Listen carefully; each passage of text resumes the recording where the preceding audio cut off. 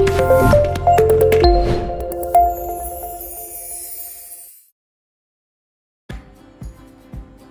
बच्चों, तो सबसे पहले तो देखिए एनसीईआरटी का क्वेश्चन अलग अलग बच्चों ने आंसर्स दिए हैं और बच्चों को खुद लग रहा है कि हम जो सोच रहे हैं वो सही है और ज़्यादातर आप लोग सही भी हैं।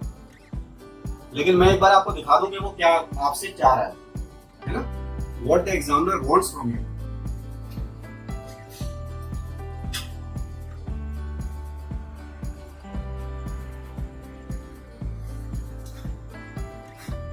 अब उन्होंने ये पूछा कि दो हेटेरोजाइगस पेरेंट हैं, उन्होंने ये नहीं बताया कि डाई हाइब्रिड है या मोनो हाइब्रिड है या ट्राई हाइब्रिड है, ये उसमें क्वेश्चन में मेंशन नहीं है। लेकिन जब हम क्वेश्चन को पूरा पढ़ते हैं तो उसमें पता चलता है कि ये डाई हाइब्रिड है, क्योंकि उन्होंने लिखा हेटेरोजाइगस फॉर टू लोसाई। लेकिन उन्होंने ये भी बोला कि दोनों जीन्स लिंक्ड हैं, तो लिंकेज अगर है तो रिकॉम्बिनेंट्स की बात ही नहीं हो सकती। अगर कुछ नहीं है, both the genes are linked। अब इस इंडिविजुअल को देखिए,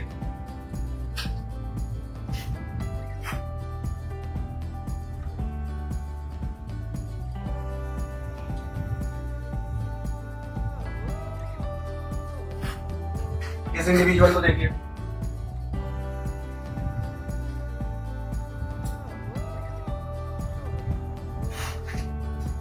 इनके जो गैमेट्स निकल करके आएंगे वो दो होंगे, capital A capital B small A small B, capital A capital B small A small B. ठीक है, ये इनके गैमेट्स आ गए निकल करके। अब ये पूछ रहे हैं F1 का फिनोटाइप बताओ, फिनोटाइपिक डिस्ट्रीब्यूशन, पेरेंटल्स क्या होंगे, F1 क्या होगा, ये सब पूछ रहे हैं। तो इसे मैं रब कर रहा हूं।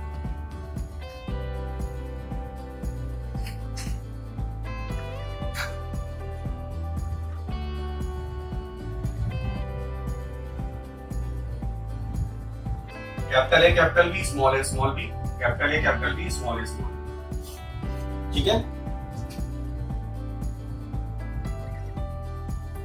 Number will be 4, type will be 2, number will be 4, type will be 2। तो 4 4 16, हमने 16 को 4 में कन्वर्ट कर लिया, उसको हम 4 टाइम्स कर लेंगे। Capital A capital A capital B capital B, capital A small B capital A small B, capital B small B, small A small A small B small. तो अगर 16 के हिसाब से देखें, पहले हम 4 के हिसाब से देख लें, 3:1 का रेशियो आ रहा है, 3 डोमिनेंट 1 रेसेसिव है ना, और या फिर आ रहा है 12:4। तो मैं ये बोल रहा था आपको कि अगर हम ये बोले ऑल पेरेंटल्स, तो ऑल तो नहीं है, पेरेंटल्स तो ये हैं, है ना, पेरेंटल्स है, डोमिनेंट है, वो ज्यादा है, 75% डोमिनेंट है, 25% रेसेसिव है, राइट। और पेरेंटल्स कितने आए, 50%, 8 आ गए, यहां पर 2 हैं, 2 4 8 पेरेंटल्स है। Is it clear to you और नॉट? जिन जिन बच्चों ने ये सॉल्यूशन भेजा है और इसके अलावा भी बहुत सारे बच्चों ने लिखा है, तो मैंने शॉर्ट में लिखा कि आप कह रहे हो पेरेंटल्स, मैं कह रहा हूं कि बेटा ऑल पेरेंटल्स में आप ये भी तो लिखो कि डोमिनेंट है, डोमिनेंट ज्यादा है, डोमिनेंट की बात भी तो करनी है कि नहीं करनी है। बस मैं इतना जानना चाह रहा था। मैं शॉर्ट में आपको मैसेज भेज रहा था कि बच्चों डोमिनेंट का भी तो बोलना है कि नहीं बोलना है। So more of the dominant trait will be visible as compared to the recessive trait.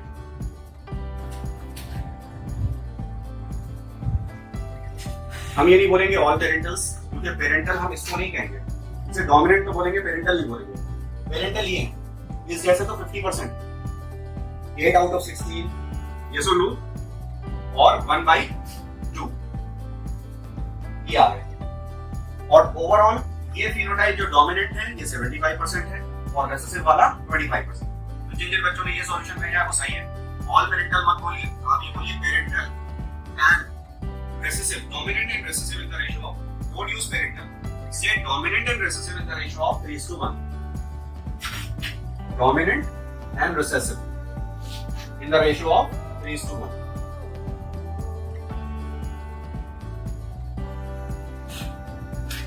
सबको क्लियर है ये? किसी को कोई डाउट तो नहीं? जल्दी से बता दीजिए so that we can move ahead. तो पिछली क्लास में जो मैंने आपको बताया था लिंकेज और रिकॉम्बिनेशन, ठीक है, उसी की बात कर रहा हूं।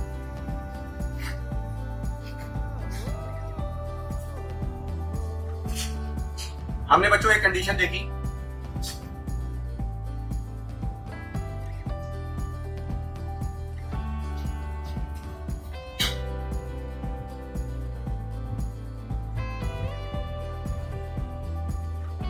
इसको थोड़ा बड़ा बना लेता हूं।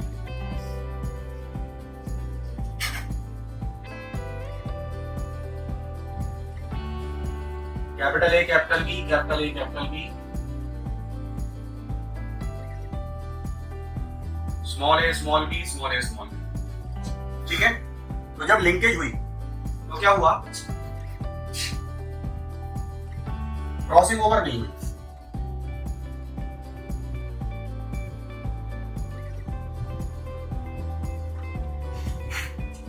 तो हमको क्या मिला? कैपिटल ए कैपिटल बी और स्मॉल ए स्मॉल बी, सिर्फ ये मिले हमें। फिर हमने दूसरी कंडीशन देखी, capital A capital B, capital A capital B, small A small B, small A small B, sorry small B, small A small B, ठीक है। जब ये अलग हुए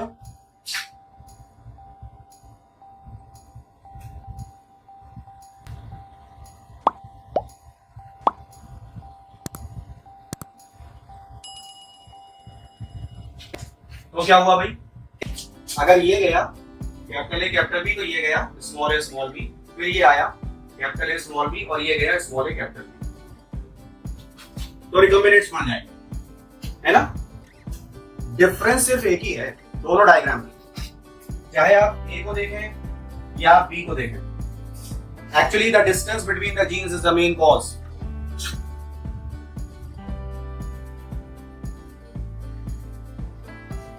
डिस्टेंस बिटवीन द जीन्स अगर कम है तो लिंकेज हो रही है, ज्यादा है तो पेरेंटल रिकॉम्बिनेंट्स लिंकेज से पेरेंटल आते हैं और क्रॉसिंग ओवर से रिकॉम्बिनेंट्स आते हैं। डिस्टेंस कम है, डिस्टेंस ज्यादा है। एक तीसरी कंडीशन और, जब हमने ये बात करी कि रिकॉम्बिनेंट्स 40% से ज्यादा नहीं, और ये बात भी हुई थी कि ना तो मेंडल के वर्क में ना मॉर्गन के वर्क में। अभी मॉर्गन का वर्क ही नहीं देखा है हमने, अभी तो हमने मेंडल का वर्क देखा है। तो वहां पर हमको रिकॉम्बिनेंट्स मिल गए 6/16। कितना आया था? 35 या 37%? 36 कितना आया था? 6/16 कितना होता है? 6/16 मेंडल के वर्क में 6 रिकॉम्बिनेंट आउट ऑफ 16, तो इट वाज आई थिंक 37%। मुझे याद नहीं, आप लोग बताइए। 37.5%, 40% से कम, राइट। अब अगर आपसे मैं बोलूं क्या होगा अगर जीन्स और पास पास हो जाए, तो आपका आंसर क्या होगा? जीन्स के बीच में डिस्टेंस और कम हो जाए तो क्या होगा? Let's go to this side. ये और करीब हो जाएंगे तो क्या होगा? What will be your answer? Same result. आप बोलिए पेरेंटल्स और बढ़ जाएंगे, लिंकेज और बढ़ जाएगी, पेरेंटल्स और बढ़ जाएंगे। 60% की जगह 70 हो जाएंगे, 80 हो जाएंगे, 90 हो जाएंगे, 100% भी हो सकते हैं मैक्सिमम। ये आपने बताया था मुझे पिछली क्लास में। एक बात तो ये हो गई। दूसरी बात ये है, अब हम किस तरह आ जाए, जीन्स के बीच में डिस्टेंस और ज्यादा बढ़ जाए तो क्या होगा? तो रिकॉम्बिनेशन 40% से ऊपर नहीं जा रहा है। क्यों नहीं जा रहा है? ये देखिए, अब आ जाओ।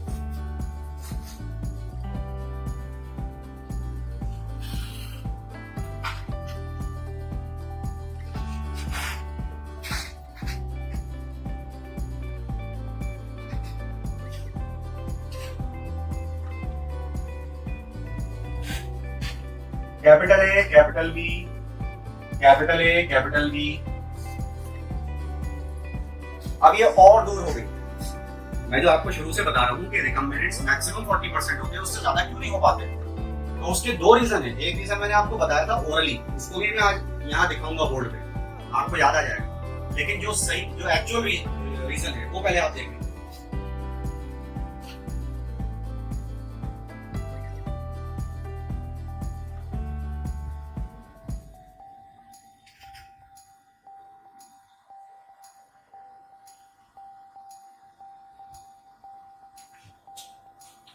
ये मैं एक तरफ दिखा रहा हूं आपको, दूसरी तरफ भी हो सकता है।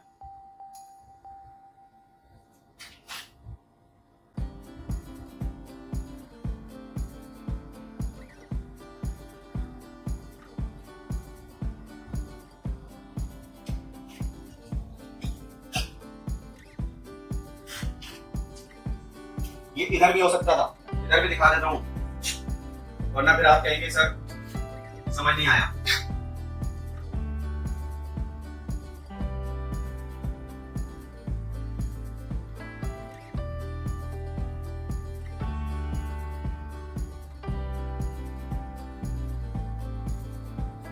ये देखिए क्रॉसिंग ओवर हुई कि नहीं, क्रॉसिंग ओवर हुई कि नहीं, क्रॉसिंग ओवर हुई कि नहीं, क्रॉसिंग ओवर हुई कि नहीं, क्रॉसिंग ओवर हुई कि नहीं। इसका रिजल्ट क्या होगा?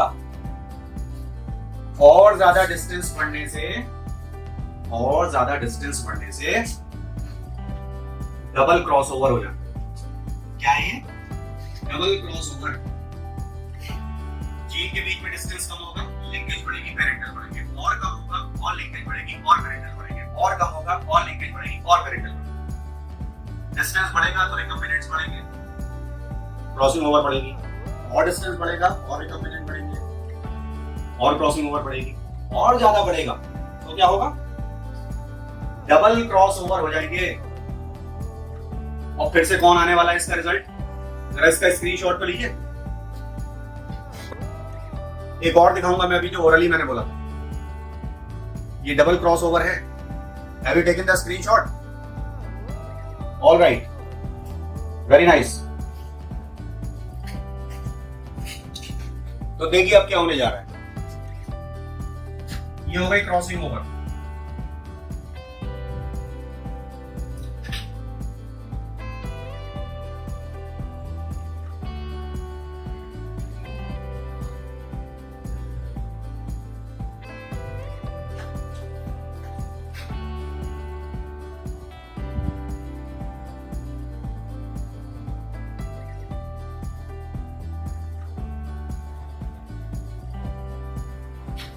डबल क्रॉस ओवर से फिर से पेरेंटल आ गए बच्चों।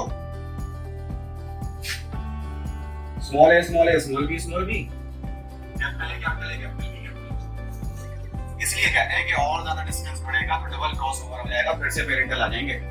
इसलिए रिकम्बिनेंट 40% से ज्यादा नहीं जाते। एक तो कंडीशन ही है। दूसरी कंडीशन मैंने आपको ओरली बताई थी क्लास में, ऐसे हाथ रख के एक के ऊपर एक। वो देखिए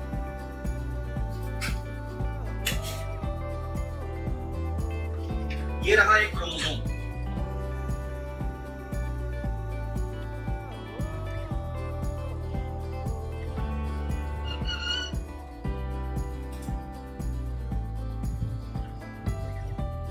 ठीक है, इसके एलील्स भी लिख देते हैं भाई। Capital A capital B small A small, capital A capital B. अभी तक हम क्या देख रहे थे? हम ऐसे देख रहे थे कि यहाँ आया, ऐसे हुआ, ऐसे हुआ, ऐसे हुआ, ऐसे हुआ। ये तो देख रहे थे। अगर इसकी जगह ये हो जाए,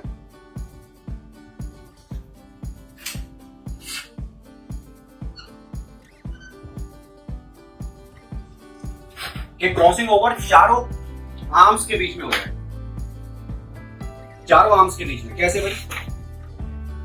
तो इसका होमोलोगस क्रोमोसोम है। Small A small A small B, वो आके इसके ऊपर पूरा चढ़ जाए। क्या बोलते हैं उसे मालूम है? कंप्लीटली सुपर इम्पोज हो जाए। और फिर उनके बीच में एक्सचेंज हो जाए। इसको इधर रख देते हैं।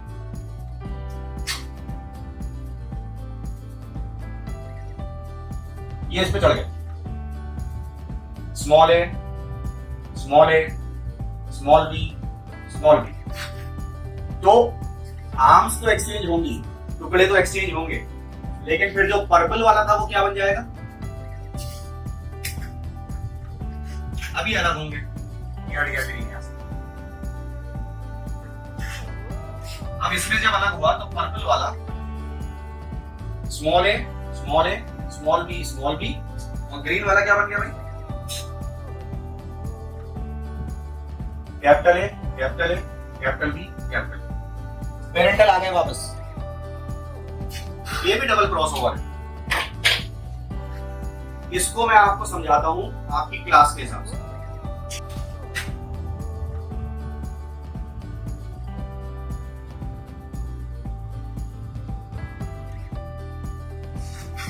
क्लास में ये दो बच्चे एक बेंच पे बैठते हैं, ये दो बच्चे एक बेंच पे बैठते हैं, ठीक है? रोजाना ऐसे ही होता है। मैं देखता हूँ, मैं आता हूँ, अच्छा में बच्चे बैठे पढ़ाई कर। एक दिन मैं आया तो मैंने क्या देखा? वेदांशी और अर्सल, अरीशा और सारा।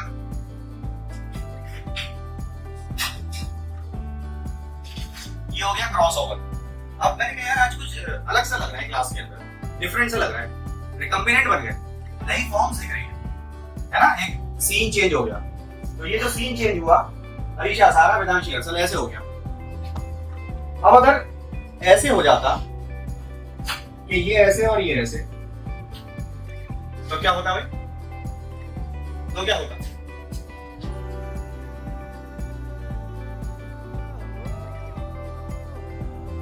तो ये होता कि ये और ये असल, तो फिर से वही फॉर्म बन गई, डबल क्रॉस ओवर से वही फॉर्म बन गई जो पहले थी। सबको ये बात समझ में आई कि नहीं आई? क्योंकि अब आप वो पढ़ने जा रहे हैं जिसका आप लोगों को बेसब्री से इंतजार था। पहले ये बताइए कि ये क्लियर है कि नहीं? हर तरह से दिखा दिया आपको। First let me know if this part is clear to you or not. अब आ जाते हैं उस बात पर जब मैंने आप बच्चों से पूछा था कि बच्चों एनसीईआरटी में चैप्टर 5 का टफेस्ट पेज कौन सा है, तो आपने कहा था सर पेज नंबर 84 है। You can open that page in your copy or in your NCERT, but अभी उसको देखिएगा मत, वो पेज आपको डरा देगा। पेज 84 वो बहुत डरावना है। चलिए जरा उस पेज को भी देख लेते हैं। ध्यान रखिए जब कभी भी क्रॉसेस होते हैं तो F1 में डोमिनेंट आता है। अगर दोनों पेरेंट होमोजाइगस है, डोमिनेंट और रिसेसिव, तो F1 में डोमिनेंट आएगा। F2 में डोमिनेंट और रिसेसिव दोनों आएंगे, और डाइहाइब्रिड है तो रिकम्बिनेंट भी आएंगे। ये तो हमें मालूम है कि रिकम्बिनेंट और पेरेंटल F2 में पता चलते हैं। F1 में तो सारे के सारे डोमिनेंट आते हैं if parents are homozygous. Yes और नो? बोलिए भाई। तो पेज 84 को अभी ना देखें आप, पहले बोर्ड पे देखिए मैं क्या लिखने जा रहा हूं। ऑलराइट बच्चों,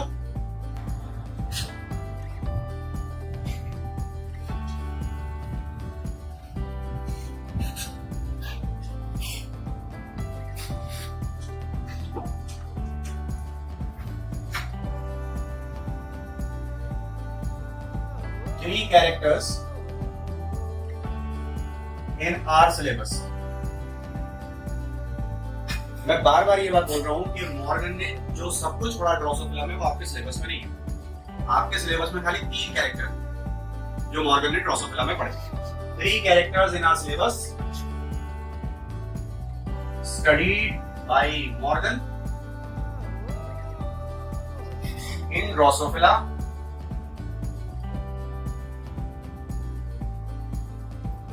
have their genes located on X chromosome।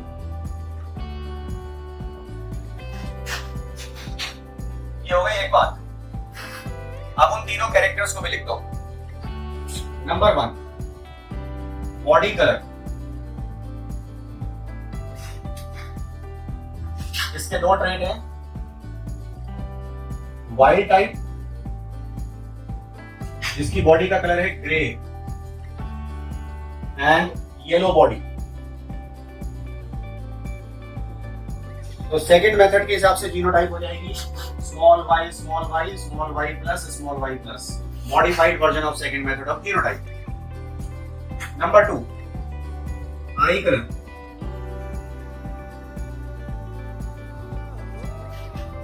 I colour में वाइल्ड टाइप,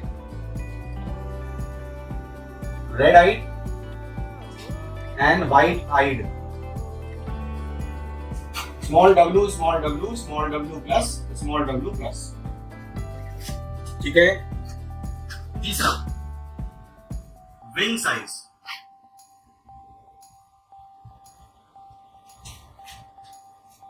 वाइल्ड टाइप जिसके नॉर्मल विंग्स थे और मिनिएचर विंग, छोटे पर वाले, स्मॉल m प्लस,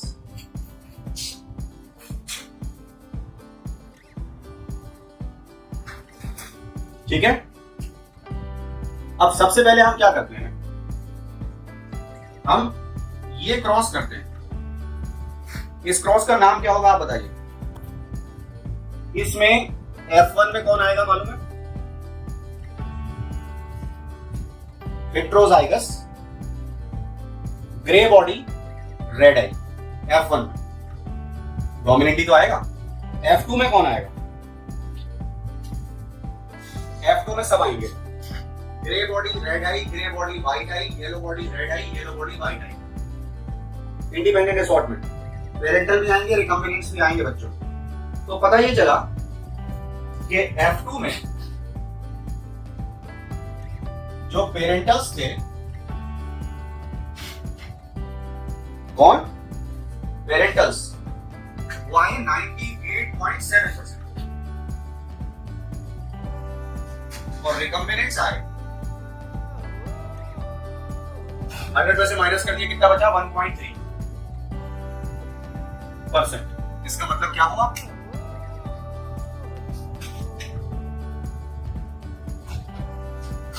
ये आ रहा है नीचे का, इसका मतलब ये हुआ कि ड्रोसोफिला में बच्चों जो X क्रोमोसोम है ये X है और Y ऐसा होता है। ये मेल बन गया। अगर मैं दोनों ऐसे ही बनाता तो क्या होता? दोनों X हो जाते। तो मैं Y को यहां से हटा देता हूं फिलहाल। इसमें यह पता है बच्चों कि ड्रोसोफिला में जो बॉडी कलर और आई कलर की जीन है, स्मॉल y और स्मॉल w, हमेशा हम डिस्टेंस बताते हैं रेसेसिव के बीच में, सही है ना? ये थोड़ा सा सीधा बना दो, मैं टेढ़ा हो रहा है।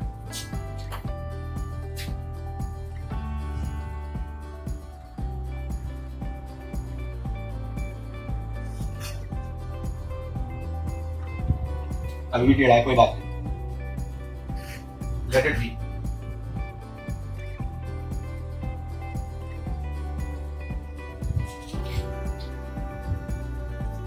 जो बॉडी कलर और आई कलर की जीन्स है, Y और M, Y और W, इनके बीच में कितना डिस्टेंस है? 1.3 सेंटीमॉर्गन। बहुत पास पास है। हमें कैसे पता कि Y लेफ्ट पर है और W राइट पर है? Y पहले है, W बाद में है। इसके लिए हमारी बुक ने हमारी हेल्प करी। बुक ने हमें दिखाया है कि Y लेफ्ट पे है, W उसके राइट पे। छोड़ दीजिए उसे। अब दूसरी बात समझिए, अगर हम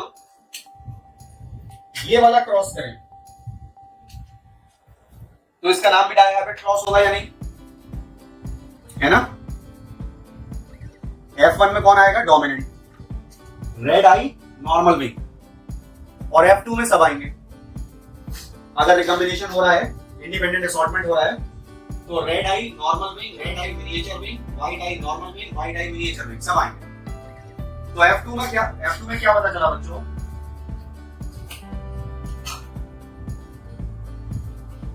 F2 में ये पता चला कि जो पेरेंटल्स थे, पेरेंटल्स का मतलब जो हमने लिए हैं रेड आई नॉर्मल में, व्हाइट आई मिनिएचर में, ये तो पेरेंटल है। ये है 62.8%। 100 में से माइनस कर देंगे तो क्या आया? रिकॉम्बिनेंट्स कितने हो गए? 37.2%। मेंडल के वर्क में मिले थे रिकॉम्बिनेंट्स 37.5%, यहाँ पर मिले 37.2%, यहाँ पर मिले 1.3%। 40 के ऊपर नहीं जा रहा है ना मॉर्गन 37.2, ना मॉर्गन के वर्क में हमें 40% से ऊपर रिकॉम्बिनेंट मिल रहे। इसका मतलब ये हुआ कि आई कलर और विंग साइज, इन दोनों जीन्स के बीच में डिस्टेंस कितना हो गया? 37.2 सेंटीमॉर्गन। यस और नो? और ये हमने क्या बना दिया? क्रोमोसोम मैप, जीन मैपिंग कर दी ड्रोसोफिला के एक्स क्रोमोसोम की। हमें कैसे पता कि एम डब्ल्यू के राइट पर है? इसके लिए हमारी बुक ने हेल्प करी। ठीक, हमारी बुक ने इस क्रॉस के भी और इस क्रॉस के भी सारी पॉसिबिलिटीज दिखाई है, एक मेल में एक फीमेल।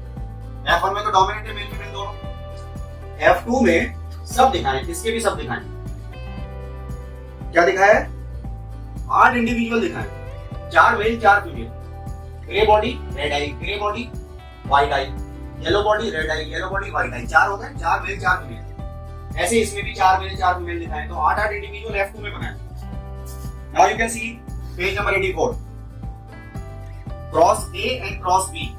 इसका नाम रखा है क्रॉस A,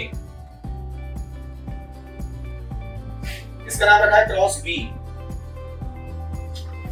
अब आप पेज नंबर 84 देखिए बच्चों, और बताइए वो पेज आपको समझ में आ रहा है कि नहीं?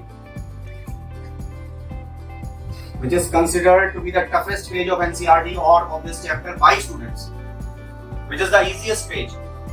तो F1 में आप देखेंगे कि जो फीमेल है वो तो डोमिनेंट है और मेल रेसेसिव भी हो सकते हैं, क्योंकि होता क्या है ना कि जो हेमीजाइगस है, रेसेसिव तो हेमीजाइगस में भी एक्सप्रेस करता है, इसलिए मेल में उन्होंने F1 में रेसेसिव भी दिखा दिया। बट F2 बच्चों को समझ में नहीं आती कि ये 8 इंडिविजुअल कैसे बनाए। अरे 4 मेल है 4 फीमेल है और चारों पॉसिबिलिटीज दिखाई है। क्रॉस ए में भी red, grey body red eye, grey body white eye, yellow body red eye, yellow body white eye. ऐसे यहाँ भी दिखाया, red eye normal wing, red eye miniature wing, white eye normal wing, white eye miniature wing. 4 male 4 female. मैं तो कुछ और कहना चाहता हूं, उन्होंने आपको पॉसिबिलिटीज सारी बना करके दिखाई है, और अभी मैं आपके सामने एक पॉसिबिलिटी बनाऊंगा। आप 84 पेज को मत देखना, इसी वर्क से आज के आप बताना कि ये क्या है, ठीक है? उसे छोड़िए।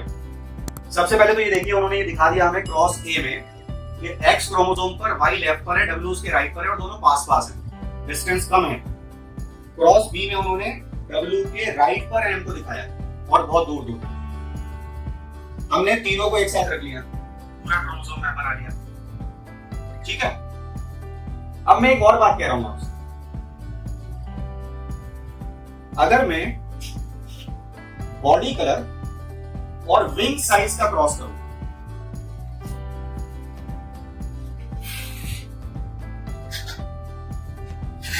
तो आप क्लास को रिवाइंड करके और इसका स्क्रीनशॉट ले लीजिएगा, ठीक है? तो आपको पता चल जाएगा। मैं क्रॉस और कर रहा हूं, उसका नाम मैं रख रहा हूं क्रॉस सी, बुक में नहीं। इसमें बॉडी कलर ले रहा हूं एंड विंग साइज। ये दो कैरेक्टर लेकर के डायहाब्रिड क्रॉस करना है मुझे।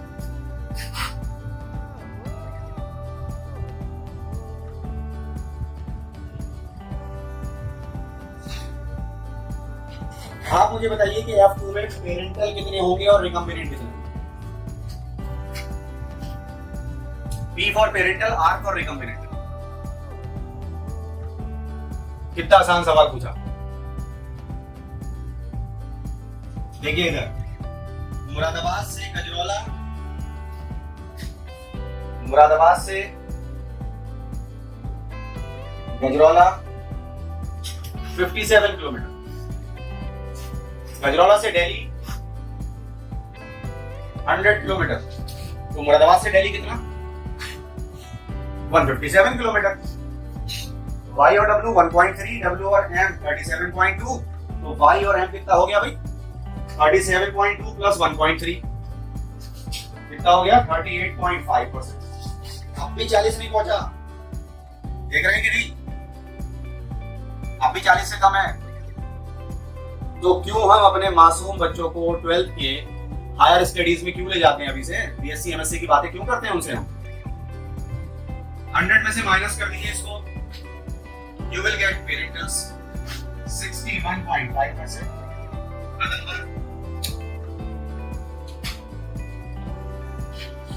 तो मुरादाबादी भाषा में अगर बोले तो हम ये बोलेंगे कि कम से कम 60% तो पेरेंटल हो गई है।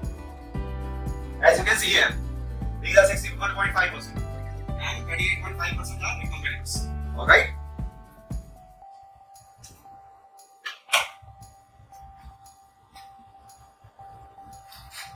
चलिए अब मैं आपसे, is this page clear to you? Page 84 से अभी कोई डर तो नहीं रहा है? अभी भी डर लग रहा हो तो बताइए, उसमें से यही बताना है बस। बहुत आसान होता है बायो पढ़ना। अगर कोई चीज डायग्रामेटिकली है तो उसे थ्योरेटिकली ले आओ, समझ में आ जाएगा। कोई चीज थ्योरेटिकली है उसे डायग्रामेटिकली ले आओ, समझ में आ जाएगा। जब तक डायग्राम और थ्योरी दोनों सामने ना हो टॉपिक परेशान करता है। देखिए हमारे पास है एग्जांपल है,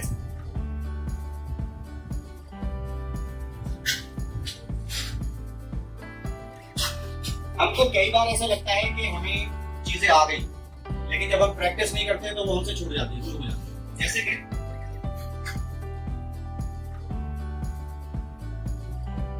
ये सेंट्रोमियर आ गया, शॉर्ट आर्म लॉन्ग आर्म।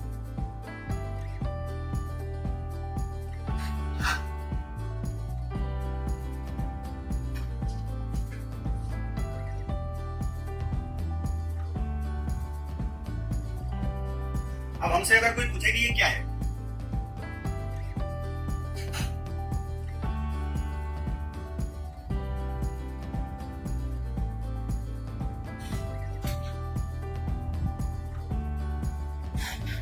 और हमसे ये कोई पूछे ये क्या है,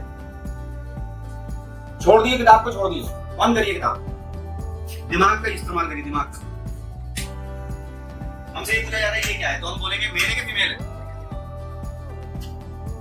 दिस वन इज मेल और फीमेल?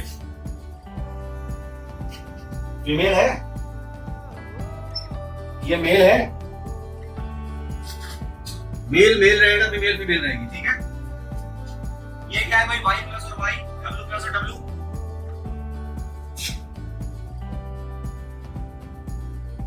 ये होमोजाइगस है कि हेटेरोजाइगस है?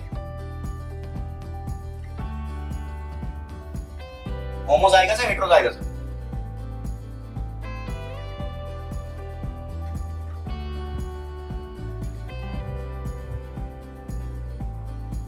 और क्या हेटेरोजाइगस है? अब हेटेरोजाइगस में तो डोमिनेंट आएगा, है ना? ग्रे बॉडी रेड आई, हेटेरोजाइगस ग्रे बॉडी रेड आई। या हम ये भी लिख सकते हैं वाइट टाइप, खाली वाइट टाइप लिख सकते हैं, नो प्रॉब्लम। ये हो जाएगा हेमिजाइगस येलो बॉडी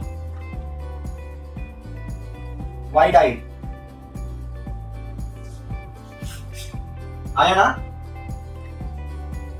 अगर मैंने इसे कर दिया प्लस प्लस तो ये बन गया हेमिजाइगस ग्रे बॉडी रेड आई। ऐसे खेल चलता है। अगर मैंने इसे कर दिया ऐसे तो ये क्या बन गया? होमोजाइगस ग्रे बॉडी रेड आई या वाइल्ड टाइप, आया ना? अगर मैंने इसे ऐसे कर दिया तो ये बन गया होमोजाइगस येलो बॉडी वाइट आई। हर पॉसिबिलिटी देख लीजिए, रहेगा फीमेल रहेगा मेल। और देखिए ये हटाया यहां से, ये हटाया यहां से, अब यहां ले आए एम, इसको हटा दिया यहां से, यहां ले आए एम प्लस, क्या हो गया? रहेगा मेल हेमिजाइगस, ये तो रहेगा ही हेमिजाइगस। अब क्या हो गया? इसे हटा दिया, रेड आई नॉर्मल विंग, है ना? ये क्या हो गया? Female. Homozygous white eye miniature wing. और देखिए साहब, W प्लस M प्लस, ये रेसेसिव, ये डोमिनेंट, ये हो गया heterozygous, red eye normal wing. आया ना? अब ऐसे कर दिया तो ये हो गया homozygous, red eye normal wing. तो बच्चों कितना आसान है ये। I hope now it is clear to everybody. Page 84 पे कुछ भी देख के आप डरेंगे तो नहीं, मुझे बता दीजिए ईमानदारी से।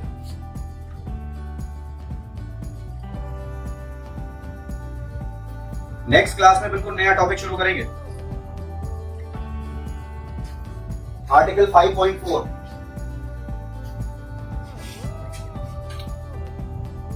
आज की क्लास को एक बार और देख लेना, आज ही देख लेना, किताब भी देख लेना और क्लास भी देख लेना, ठीक है? So will continue in the next class.